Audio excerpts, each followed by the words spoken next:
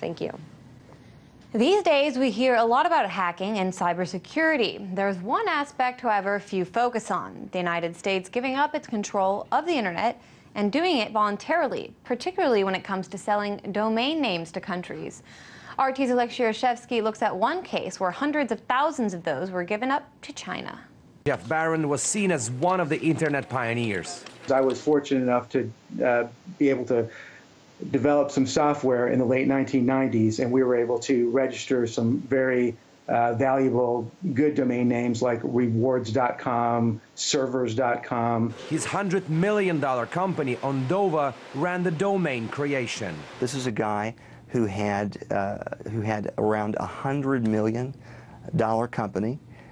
He had around 80 million unique visits per day to his sites, and he had 1 million domain names that he controlled. But after a business dispute between Barron and his business partner landed the company in a courtroom, Jeff became the first person in the post-slavery era in America to go into human receivership, with a federal judge in Texas stripping him both of his material wealth and his civic rights.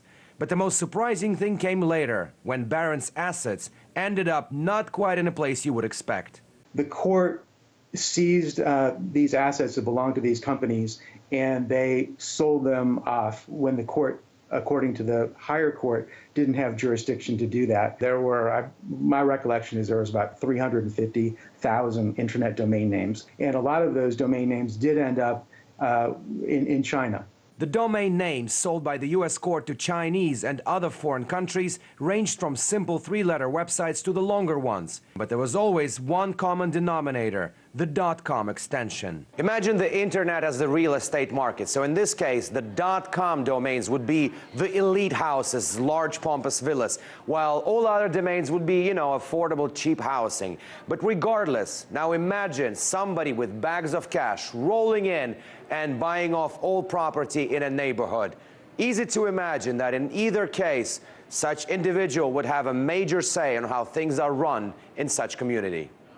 And this is exactly the concern that investigative journalist John Griffing has when it comes to the Chinese buying off those domains. Now we have a bunch of non-Western countries like Iran, who censors the internet, monitors what their people look at online. China, same thing. Competing now against Russia, the United States, Britain, Germany for influence over what has traditionally been a very open, equal, and competitive space. When China gets 51% control of all DNS addresses, it also then can dictate to the rest of us, to Russia, to the United States, what we will see online, how we will consume news online. Such interest from the land of the dragon is not new. Barron's assets were given up in 2013, but this blog post from 2 years ago suggests selling the domain names to China was quite a profitable business. The person who wrote this outlined the pricing, at times going to hundreds of thousands of dollars, and that the market is hot and that the Chinese own it.